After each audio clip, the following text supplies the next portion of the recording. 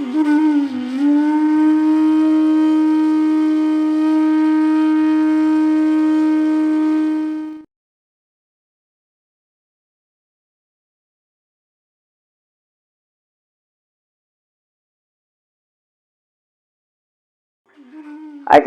પોષ મહિનો, બેસતો મહિનો. ઘણાય મને પૂછે, ઈલાબેન બેસતો મહિનો છે, ઠાકોરજી પૂછ કરાવીએ. મેં ઠાકોરજી પાઠ બેસાડીએ એક દિવસ આપણા જીવનનો બેસતો મહિનો. આપણે કોઈ મુહૂર્ત, કોઈ તિથિ, કોઈ વાર, કોઈ ક્ષણ, કોઈ પળ જોવાની હોતી જ નથી. ગોપાલ આયે સોહી દિન કો. કારણ કે જે જીવ વલ્લભના છે એને ગમે એમ કરીને વલ્લભ અંગીકાર કરે છે. કેવી લીલા કરે એ આપણી કલ્પનામાં ન આવે. હવે આજે આ લોકોએ ટાઈમ નહોતો લીધો, બરાબર, ઓચિંતા ના આવ્યા, ઓલી બાજુ રે સેટેલાઇટ બાજુ એટલા પ્રેમથી આવ્યા. બે માણસ, દીકરો અમેરિકા રે. હવે વલ્લભ પોતાના જીવને કેવા ખેંચે છે એ બધા આવીને જયારે પોતાની વાતો કરે ને ત્યારે મને આનંદ થાય કે જે જીવનો અધિકાર છે એને કોઈ પણ લીલા દ્વારા વલ્લભ પકડી રાખે છે. એમાં કોઈ શંકાને સ્થાન નથી. પેલું કુવામાં કઈ વસ્તુ પેલા નાના હતા ને પડી જાતી ને તો એમ કે મીંદડી લાવો, મીંદડી. તમને ખબર છે ને, આપણે મામાને ત્યાં જતા ત્યારે ઘણી વાર મારા મામાને ત્યાં એવું, ત્યારે મને સમજણ ન પડતી કે મીંદડી એટલે બિલાડી, કેટ. આ બિલાડીનો અંદર નાખે ને કેવી રીતે આ. એક વાર એક જગ્યાએ 900 વર્ષ પહેલાની વાત છે, વલ્લભકુળ પધાર્યા હતા. એટલે કુવામાંથી જલ કાઢવાનો હતો. તો જેના ઘરે મુકામ હતો ને એ બિચારા હા ભોળા હતા. તો ચાંદીના શેઠ હતા અને એટલું બધું પ્રભુએ આપ્યું હતું, શેર માટેની ખોટ હતી. એટલે બાળકો જયારે ગામમાં પધારે એટલે શેઠ વિનંતી કરે, મારા વાલા અમારા ઘરે મુકામ રાખો, અમારા ઉપર કૃપા કરો, અમારા ઘરે ચરણ ધરો, અમારું ઘર પાવન કરો. એટલે લગભગ બાળકો એને ત્યાં ઉતરે, હાવ ગામડો.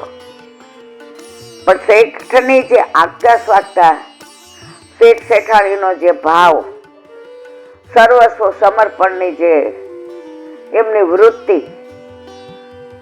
તો આ તો મેં સાંભળેલી વાત છે વૈષ્ણવ દ્વારા. હવે એક વલ્લભકુળ યુગલ સ્વરૂપે પધાર્યું લાલન ને રાજા બેટીજીને લઈને. એટલે સવારના ઓલા વૈષ્ણવને એમ થયું કે અપરસમાં વેલું જળ ભરી લો. એટલે ચાંદીની ડોલ, ચાંદીનો ઘડો, ચાંદીનું ઓલું બેડું, ગાગર ને હાંડો, અમારે કાઠિયાવાડમાં હાંડો ને ગાગર કે, અહીંયા શું કે ખબર નહીં, હેલ બી કે, બેડું મને લાગે અહીંયા કે.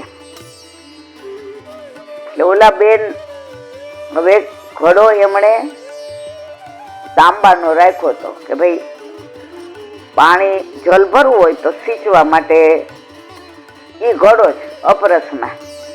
અને શેઠ શેઠાણી એકલા હતા, 8 યામની સેવા. અને ગામડામાં આજે છે હજી, પણ તોય ત્યારે બહુ અપરસ નહોતો. એટલે જે પધાર્યા હોય ને તપેલી હોય એટલે તો કઈ કહેવા પણ જ ના હોય. એટલે ઓલો ઘોડો સવારના 3:30 વાગ્યામાં મુખ પડતો અને ચાંદીનો ઘડો આવી ગયો. હવે જેવો અંદર નાખ્યો તો ચાંદીનો ઘડો, તો ઓલી જે ગાળીઓ હોય તો એ કોના માપનો હતો? તાંબાના ઘડાના માપનો. એટલે આને તો ઓલો હરખ હતો કે યુગલ સ્વરૂપે મારા પ્રભુ પધાર્યા છે, યુગલ સ્વરૂપે મારા વાલે કૃપા કરી છે, મારા ઠાકોરજી બહુ પ્રસન્નતામાં છે, જેને પુશ કરી દીધા એ જ પધાર્યા છે. આ તો આહા તપેલી થશે, મારા વાલા આરોગ છે, પાછળ આટલા બધા ગામમાં જેટલા વૈષ્ણવો છે. આમ અંદર એને એવો આનંદ આવે, એવો આનંદ આવે કે ઓલો ઘડો જે ગાળીઓ માપનો હોય એક તાંબાના ઘડાનો ગાળિયો ચાંદીના ઘડામાં ભરાવી દીધો. એટલે જેવો અંદર નાખ્યો તો ઘડો તો ગયો. હવે એમ દેરાણી દોઢ પેલા છે સંયુક્ત કુટુંબ હતા. કોઈ દી આવું જુદું થવાનું ને આવું બધું અમે તો જોયું જ નહોતું. મારી બા સૌથી નાની, વચેલા મારા નાના બાબુ, મોટા બાબુ. એટલે અમે તો રસારીમાં જ મોટા થયા ને આવું બધું અમને તો ખબર જ ન પડે. અમને કોઈ પૂછે કેટલી બેનું, એટલે અમે તો હું એકની એક, બાપુજીને નાના ને એક ને એક ને મોટા ને 6 ના મોટા ને 5. એટલે હું એમ કહું અમે 7 બેન. એટલે પછી ગામવાળા હશે એ કે એમ નહીં બતા તો અમે કેટલી બેનું. એટલે હું મારા ભાભુ મારા બાપુજી સામું જોઉં તો મારા બાપુજી હશે. એ કે એ આ કોઈ નથી ખબર કે કેટલું. એ આ બધાને પોતાના ગણે. વસુદેવ કુટુંબકમ હતું. એના લાથે ઉછેરે સરસ થયો, સંસ્કાર સારા મળ્યા. અત્યારે સંપત્તિ વધી પણ સંતતિના સંસ્કાર સાવ જેને કહેવાય ને, છોકરાઓ ગમે ત્યારે ગમે એની સામું બોલે. બધાને અત્યારે પેલું કેવું કહેવાય જંક ફૂડ, પીઝા ને ઓલા અળસિયા શું કહેવાય ને પાસ્તા એ ને બર્ગર, કોન્યાણે શું ના શું નામ. ત્યારથી તમે જો જ્યારથી પશ્ચિમીનું ખાવાનું ચાલુ કર્યું ને ત્યારથી આપણા સનાતન ધર્મના સંસ્કારો એકદમ શૂન્ય થઈ ગયા. તો એ દેરાણીએ જોયું, એ અપરસ કરીને આવી ગઈ બહાર કે જે પધાર્યા છે. હવે એને જોયું ભાભી ગયા છે જલ ભરવા, તો મારે તેલ કરવી જોઈએ ને, હું જાઉં, હું તો નાની છું. ભાભી દોડ્યા, હું જાઉં જલ્દી. પણ દેરાણા જેઠાણામાં હમ પેટલો. હવે એને જોયું તો ઘડો તો તાંબાનો ઘરે હતો, ભાભી તો ચાંદીનો ઘડો લઈ ગયા હતા. એટલે દોડતી દોડતી આવી દેરાણી, એ ભાભી તમે ચાંદીનો ઘડો લઈ ગયા છો, ઓલો તો હાર્યો.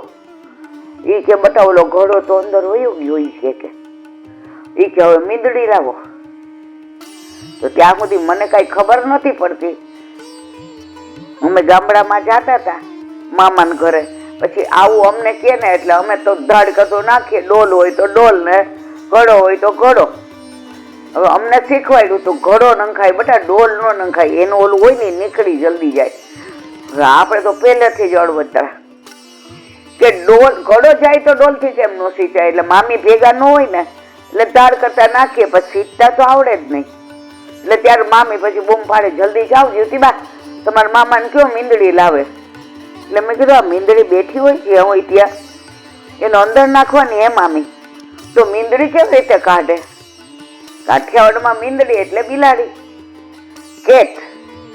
મામી હશે કે અત્યારે કાંઈ નથી સમજાવવું ભણી બા, અત્યારે જાવ તમારા મામાને, કારણ કે મામી તો લાજ કાઢે આટલી મોટી. ત્યારે ખબર પડી કે મીંદડી એટલે એવું આંકડા વાળું આવે. હવે જો ઘડો ભરાઈ ગયો હોય તો પછી નીચે વયો જાય તો ન આવે. પણ જો એમના ઉપર હોય ને, ઊંડો ન હોય, પાછો સવળો હોય, તો એ મીંદડી એમાં ફીટ થઈ જાય ને ઘડો આવી જાય. એટલે ઓલી દેરાણી તો જલ્દી બધાને ઘરે મીંદડી હોય, ન હોય તો જેના ઘરે હોય ને એ તરત દોડતા, હા લ્યો મીંદડી લઈ જાવ. એટલે ઓલું નાખ્યું એટલે ઘડો આવી ગયો. કારણ કે ઊંધો ઓલો ભરેલો નતો, આમ હતો. હવે જે ઉઠી ગયા હતા, જાગી ગયા હતા. એટલે આ બે દેરાણી જેઠાણી વાત કરે ને, જે એક ઢાળિયામાં ઓલું, ત્યાર તો પેલા છે ને ખવાસો જલ ઉપરથી નાખતા અને સ્નાન કરાવતા ને બધું બહુ હતું. એટલે જે અવાજ સાંભળી એ કે નીકળી ગયો ઘડો. એ કે ભરેલો હોત તો ન નીકળત, ઊંધો હતો ને એટલે નીકળો. એમાં વચનામૃત કરી દીધા કે અત્યારે વચનામૃત આટલા કરીએ, કથાઓ થાય તો ફલિત કેમ નથી થતું? ઊંધે ઘડે. ઊંધો ઘડો હોય કોઈ દી ભરાય નહીં. હવે તમે ચાંદીનો ઘડો લઈ ગયા, આ દોડતા આવ્યા, છતાંય પડવાનો હતો એ તો પડી જ ગયો. તો તમારા સંસારમાં ચાંદી હોય કે સોનું હોય, જે વસ્તુ જ્યારે જે થવાની હોય છે એ થાય જ છે, પણ મીંદડી રાખવી. બધાય ક્યાં તો સમજાણું નહીં. મીંદડી કે ગમે એવું ચાંદીનું હોય તોય વાસણ બહાર લાવે, સોનાનું હોય તોય લાવે, પિત્તળનું હોય તોય લાવે, તાંબાનું હોય તોય લાવે. તો તમને બધાને ભગવદીઓનો સંગ હોય ને તો તમે બધા ગમે એવા સંસારમાં પડો ડૂબો તો ભગવદીઓનો સંગ હોય તો બહાર આવ્યા વિના રે નહીં. નિવેદનમ તુ સ્મર્તવ્યમ સર્વથા તાદ્રશૈજન. એટલે વૈષ્ણવ કે એ જે નાની નાની વાતમાં એટલા બધા વચનામૃત કરતા ને ઈલા, એટલે કે અમે તો આ બધું જોયેલું છે, પણ અત્યારે એ કે આપણે શું કરીએ છીએ, વલ્લભપુરના દોષ જોવામાંથી ઊંચા નથી આવતા.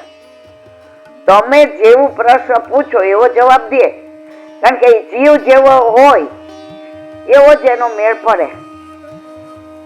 તો વાત કરતા હતા આપણે ગામડામાં તપેલી હોય એની. હવે ઓલા બેને તો ગામમાં જેટલા હતા લગભગ 11-12 ઘર વૈષ્ણવના, એટલે એક એક ઘરમાં પેલા તો આ બધે બેરણા જેઠાણા બધું ભેગું હોય, એટલે એક એક ઘરના 10 ગણી અને 150 જણનું સમાધાન થાય. એ રીતે ઓલા પિતરિયા ને જલકરિયા ને આવ્યા હતા, એટલે બધાએ નક્કી કર્યું કે જળ તો અમે ભરી દઈએ તો એટલી અમને તેલ મળે, ટોકરીની તેલ, પછી કોથમી નો કહેવાય, ધાણા ભાજી કહેવાય, પછી ચપ્પુ નો કહેવાય, સમાણી કહેવાય. આપણને નથી પડતી ખબર આ બધી. તો પછી આ બધા વૈષ્ણવોની સંગમાં રહ્યા ને એટલે સુધારવાનું ન કહેવાય, સિદ્ધ કરવાનું કહેવાય, કાપવાનું ન બોલાય. આ બધું તો પુષ્ટિ માર્ગીય ભાષા છે. એટલે આમ 110 125 જેવા માણસ હતા હતા, તો એ 150 નું સમાધાન. ઢાળો પછી રસવાળી એટલે બુંદી. પેલા આવું બધું બીજું નહોતું થતું. કડી એટલે પતલા નાના ગાંઠિયા આવે ને ભાવનગરી, એને કહેવાય કડી ગાંઠિયા. અને બધું સમાધાન જે કર્યું. હવે બેરની દીકરી હતી ને એ નાની હતી, એટલે કે જે તપેલી છે ચણિયા ચોળી પહેરજે, એમના અંદર પૂછ્યા વિના જાતી નહીં, આજે રસોડામાં નહીં જવાનું તારે.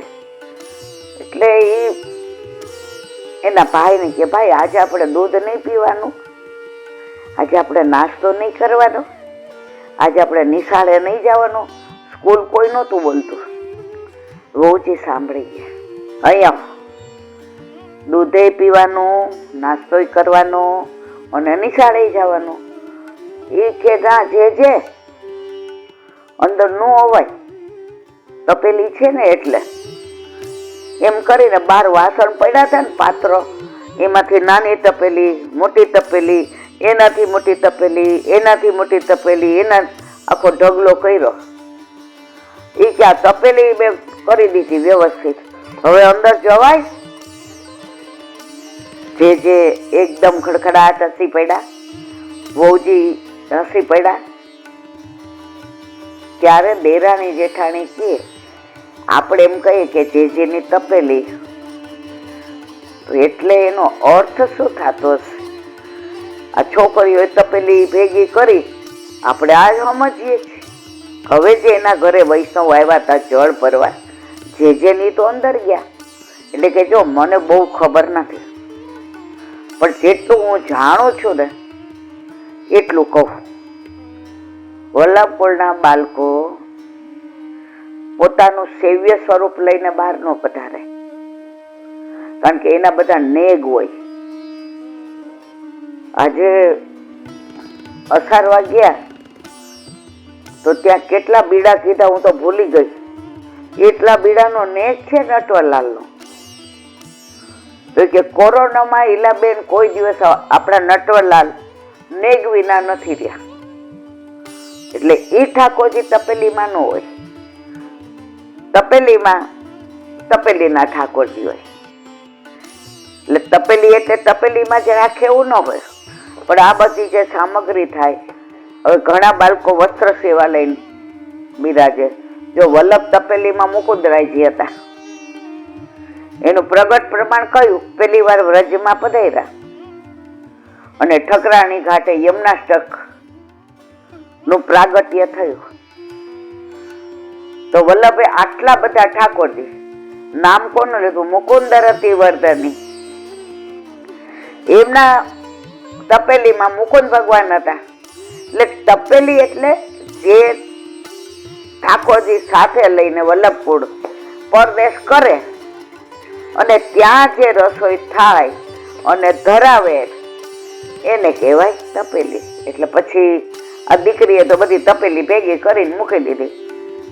એ કે ભાભુ, કાંઠિયાવાડમાં મોટા મમ્મી અત્યારે બોલે છે, કાંઠિયાવાડમાં તો ભાભુ જ કહેવાય. મોટા હોય ને, આપણા બાથી મોટી હોય એને ભાભુ કહેવાય. ભાભુ થઈ ગઈ તપેલીઓ ભેગી થઈ ગઈ. હવે અંદર જાઓ. પછી કીધું કે ના બટા, ત્યાં એના જે એના ઘરે આવ્યા હતા ને જળ ભરવા, તેલ કરવા, એ કે હાલ મારે ઘરે આ પેલો ગામડામાં સંપ જુઓ અને વૈષ્ણવનું હૃદય જુઓ. એ કે આજે હું તને તેડવા જ આવી છું, હાલ બટા. ત્યાં તારે એ કે દૂધ પીવાનું અને નાસ્તો કરવાનો, અને ત્યાં તારે ભાભી વાર ઓળ દેશે તો દફતર લઈ લે, બેગ ને એવું બોલતા જ નહીં.